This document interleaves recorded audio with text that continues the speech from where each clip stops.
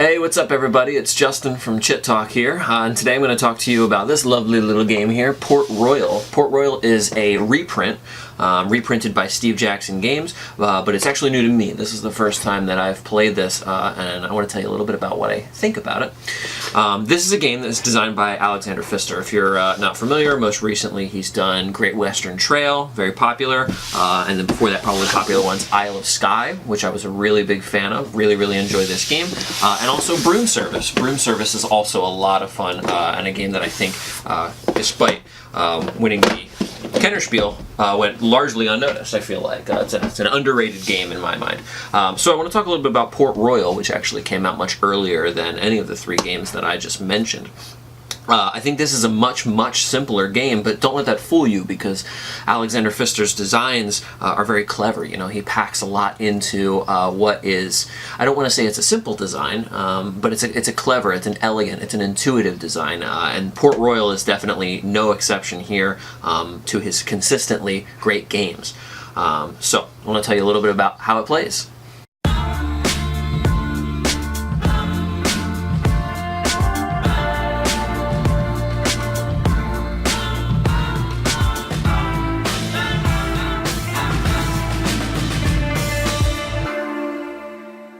So Port Royal is a surprisingly simple game. It comes with just a deck of 120 cards, and in this deck there are four main types of cards here.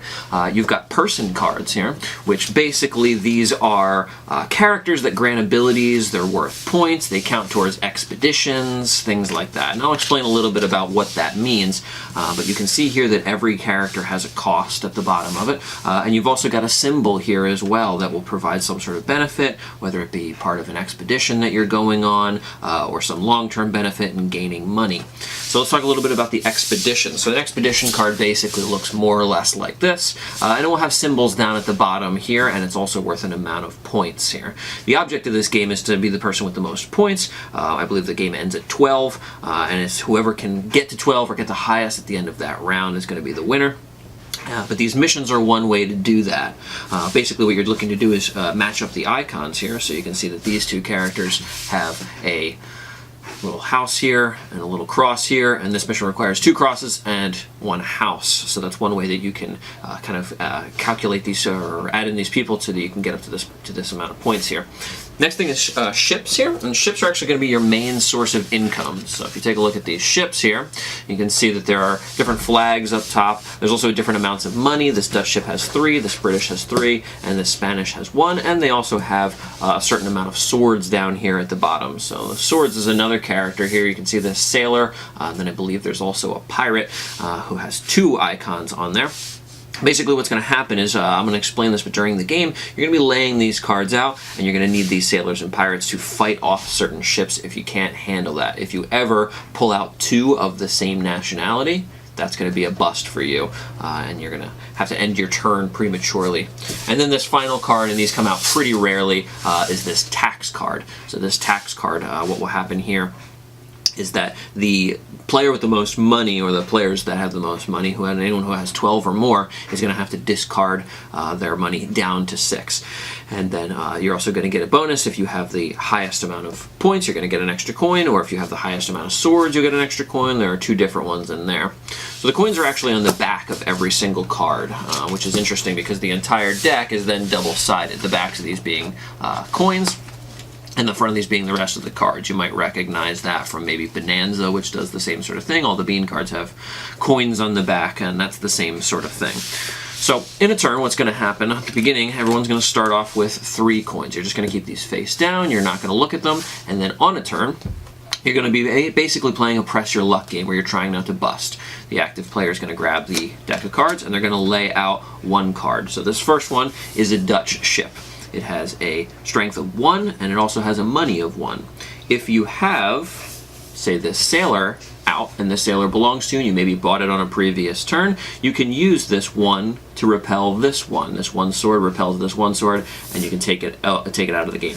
The reason that you would want to do that is because if you happen to flip over another Dutch ship, let's say you flipped over this one, now you have 2 matching Dutch ships, and now you immediately bust because there are 2 ships of the same nationality. Same can happen for Spanish, British, American. If you get 2 of the same ship up here, you're going to bust and it's going to be out. So you have the opportunity when this card comes out to repel it if you're trying to press your luck and get to this higher card, which is going to be a lot more profitable for you. So let's say that you keep bringing cards out. Let's find a card that doesn't match that. Let's say I've got a French here. And then let's say I get a Jester out here, and I get this Trader out here. Let's say I've got these cards. Let's say these are the 5 cards that I've drawn here. At this point now, I can choose to stop, and I can choose to stop actually whenever I want. As long as I draw 1 card, I can choose to stop anytime after that. And then it goes into a phase where I get to buy any of the cards that are here, paying the cost. So I can also trade with the ships, or I can buy any of the costs that are here. The costs are down here, and if you remember from the beginning of the game, I started with 3 coins. So I could actually buy the Sailor or the Trader and either get a sword icon, or I get this Trader, which actually gives me +1 whenever I am trading with a British ship. So let's talk a little bit about trading. If I decide to trade here as well, I basically just take this card out and get the money that's listed on it. I don't have to pay anything, nothing happens. It's just you just take that money and take that card out. This French card is worth 2, this Dutch is worth 3, and there's no restriction to what you can take. The only restriction is that when you have played 5 cards, you can take 3. If you've played 5 or more cards, you can take 3 during your buy. If you've played 4 cards, you can take 2. If you've played 3 cards, you can take 1. That's pretty much how it works there. If you've played 1, you can also play 1. If you played 2, you can also play 1. It's basically a sliding scale there. And I'll come back to that actually, because that's one point that I want to make when I talk to you a little bit about my review here. But once you've done that and you've cashed in everything, you can then fulfill any missions if it is your turn, if you're the active player. You can do that, but any of the cards that are left will then pass to the other player. So let's say, for example, that I just took 1, 2, 3. So this is 5 coins, and then the 5 coins lets me buy this Sailor. So I buy this Sailor, and that's out. So now we go over to the other players. The next person in turn order can choose to buy one of these. If they buy on my turn, since I was the active player and I laid these out, they're going to have to pay me 1 coin in order to do that. So there's a little bit of a penalty there.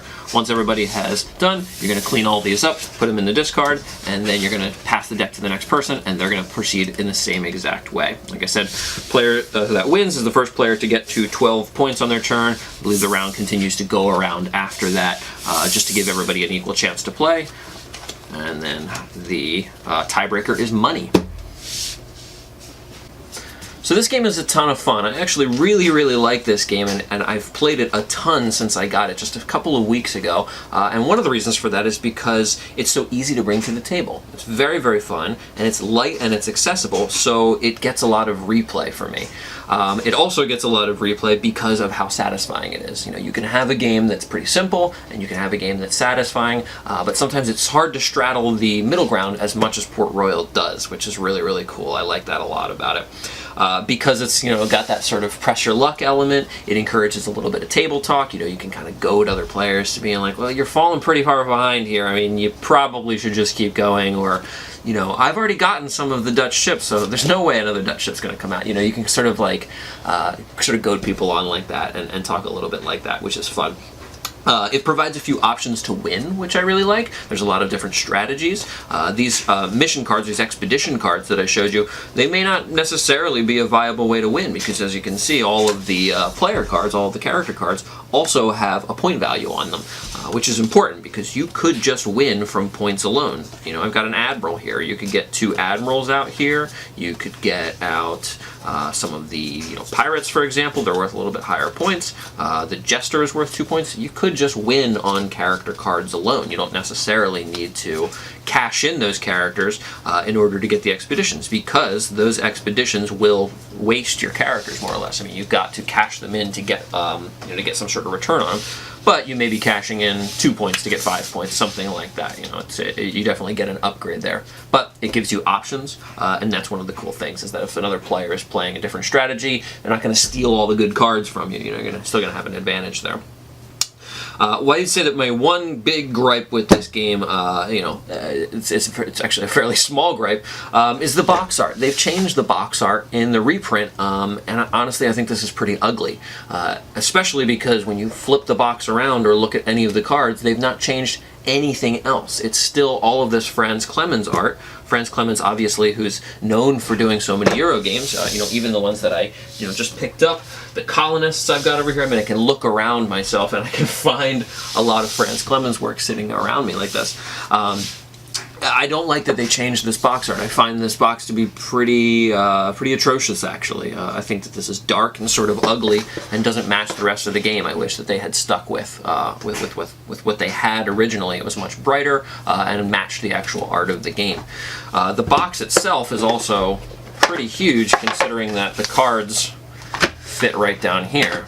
There's not really a need for this box to be this big. I think it's just meant to take up shelf space, obviously. And the one thing that I think could seriously be included in there to make things a little bit easier is a little bit of a reference card. I actually ended up just writing with Sharpie on the inside of my box here, just so we could remember how many cards we were supposed to take for how many cards we dealt during the beginning of it. But like I said, these are all minor gripes. Overall, this game is awesome. I mean, you could even just rubber band these up and take them out to a bar or something like that. It's that kind of game. The entire game plays pretty self-contained, and I really like that about it. So this could just travel just like this, and you'd be pretty fine. But otherwise, an awesome game. I've played the hell out of this since I got it, and I think, I only spent about 15 bucks on it. So this is a real winner. Highly recommend Port Royal from Alexander Pfister, recently reprinted by Steve Jackson Games. Thanks as always for joining me. If you want to check out more content from us, remember to subscribe, check out our website, chittalk.com. We're on Twitter, Facebook, all that good stuff. Anyway, thanks for joining me.